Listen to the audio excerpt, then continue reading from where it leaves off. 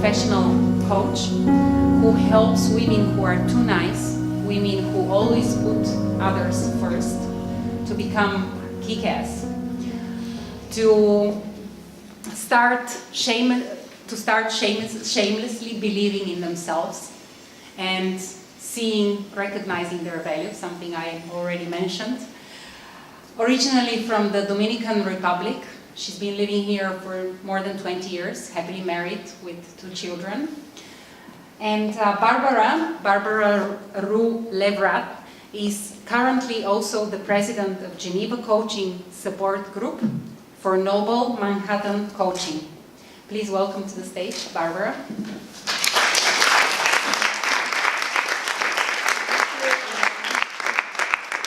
She came all the way from France, and I want to hear what's your reason for being here, why you feel her voice is close to your heart. Yes, so hello and good evening to everybody. Our voice is so important. Actually, I want to tell you that only when we share our voice, that's how we find it. When we keep it bottled up and it cannot come out, it's as if it doesn't exist. So that's why I'm here today, because I had to, through a different journey than Angie's, but I started my life without a voice, and I had to go through a transformation to find my voice, and now nobody can shut me up.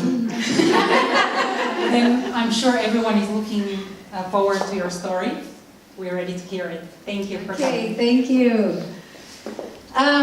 So, it's so beautiful to be here and see so many nice faces of people that I know.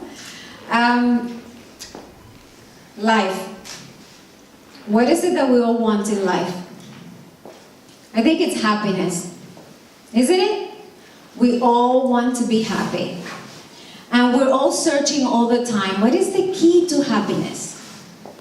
What is the key to happiness, I ask you? Is it money?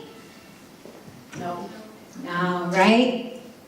But maybe it's self-fulfillment. Part of it. Maybe, right? Maybe it's spirituality. Yeah, right? Well, some of you might have seen this. There was a TED Talk about a study that Harvard University decided to make. They said, actually, we want to find out who are the people that are the happiest in the world, okay? And also the healthiest, by the way. They are interconnected. And they made a really long story, 75 years long. And do you know what they discovered? The people that were the happiest all throughout their lives were those that had the best quality relationships.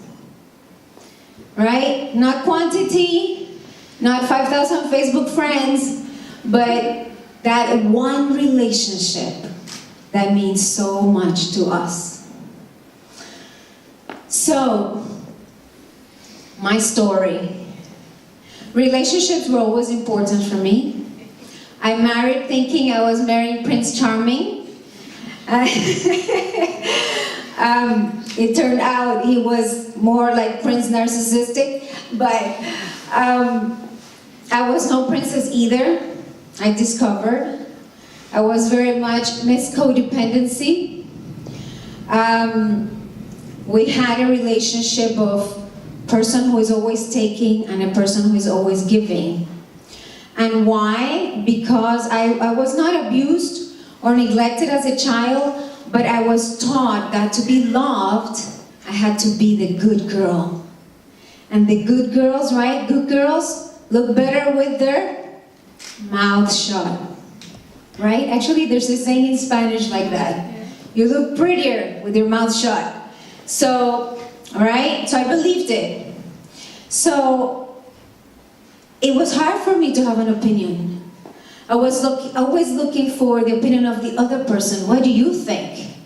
And what do you think is right? And oh, you think that? Oh, okay. I had no idea who I was and what was my message and what my voice was. And so I married the opposite. I married a man who very much knew who his voice was. what he wanted. His opinion was the only one that counted, right? And it was always his way or no way at all. And I was married for 20 years. And I had, you know, we all have to go through transformations in our lives, right? Sometimes we think, gosh, if only I had been born in a different family. Oh, but if only I had been born in a different culture or with a different set of parents. It does not matter where we come from, right? Or how we were raised. We will face issues, traumas, wounds in our lives. Because that is life, right? That is part of life. That's exactly how we find ourselves.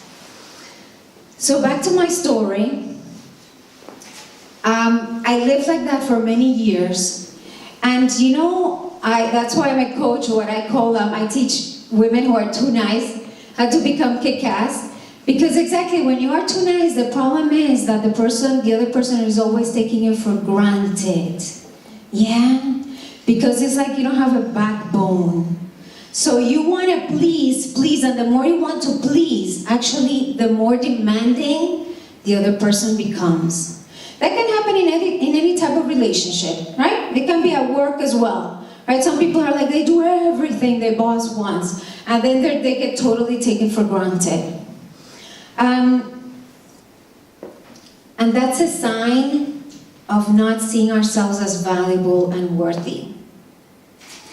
So one day, after almost 20 years of marriage, it was one fight too many. I had been growing on the inside, and I had been learning how not to be drawn into drama. You know, many times when you have problems in a relationship, you don't know, like, is it my fault? Is it the other person's fault? And yeah, no, maybe I wasn't right. Maybe I was a bitch. You know, and you don't know. But when you start, like, taking care of your emotions, you start to see things with a perspective. Then you're no longer inside this turmoil, but you're like, you're taking steps back, and then you can see clearly, wait, no, this person, you know, he has some issues on his own, and he's trying to blame me for it, right? You were talking about blaming. Women, we get blamed for all sorts of things all the time. And when you don't know your own voice, right, you can get blamed for anything, and you believe it, right? You believe it. So I would always believe, oh yeah, so he's mad today because it's my fault because I didn't do this. Oh yeah, no, I forgot that, so that's why he's mad. And until that one day, that we had one fight, and I always describe this, it's as if when you take a rubber band and you stretch a rubber band to its maximum and it hurts, but then okay, you let it go, the rubber band goes back to its shape. It's okay. And it was as if every one of our fights, that was the whole process we would go through. And that one day, the rubber band was again stretched, stretched, stretched, but this time it broke. And this was the day I said, you know what? I deserve better. I had learned to see my own light. I had learned to believe in myself. I had learned to value myself. I had learned to see myself as something so valuable, like a diamond that deserved to be treated super well. So I walked out of my marriage, and what I realized is that in life we are truly the creators. We are truly creating our reality. When we're stuck in a bad place, I want you to know this, is only because we think this is the most that we can have. We're just lacking knowledge and inspiration. When you realize, oh my gosh, no, I can have a lot more, then you open yourself up to that. And like Paulo Coelho says, right? He says, once you know what you want, the entire universe conspires to give it to you. So I walked out of that marriage, but now I knew what I wanted. And I said to the universe, to God, to life, I said, I want now a beautiful relationship, what I always wanted. And I want it to be like this, that we are partners. Because in a relationship between a taker and a giver, it's asymmetric. You know, it's asymmetric. There's always somebody that is more important than the other person. And you know what? Whenever you have a relationship like that, it's toxic. It's going to be toxic, always. So, because the universe likes to give us what we want, I now have a beautiful relationship with a man who really treats me the way I deserve to be treated, with respect, with love, with support, and with desire.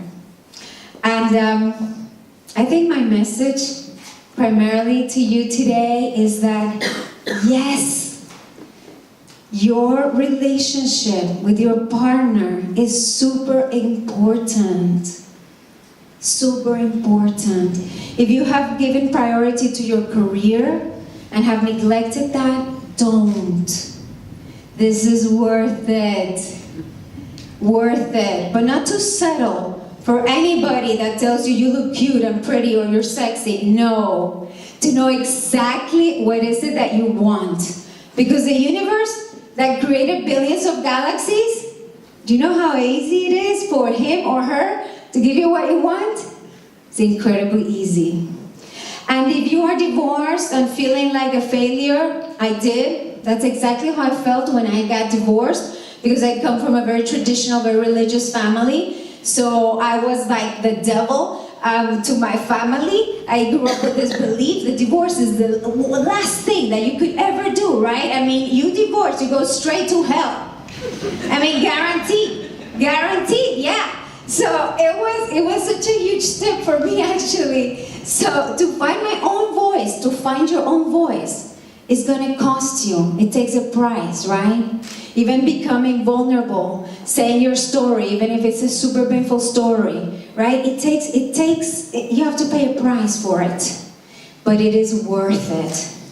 So, if you are divorced, maybe somebody abandoned you, left you, I want you to know, don't be discouraged. That's just part of the journey. But the journey is worth it. To say, no, I want to look for to have that relationship. And if you're already in a relationship but it's not the greatest, it's worth to work on it. Yeah? And you know what? And the best thing is to work on yourself.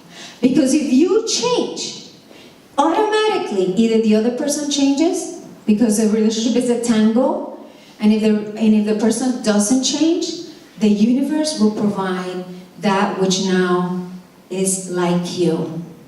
So you have nothing to lose. That's my message. Go for that relationship that fills your heart. Find it first in you, right? Because if you don't love yourself with all your heart, then nobody else can do that either. But it is worth it. That's where the key to happiness is, according to Harvard University. Thank you very much.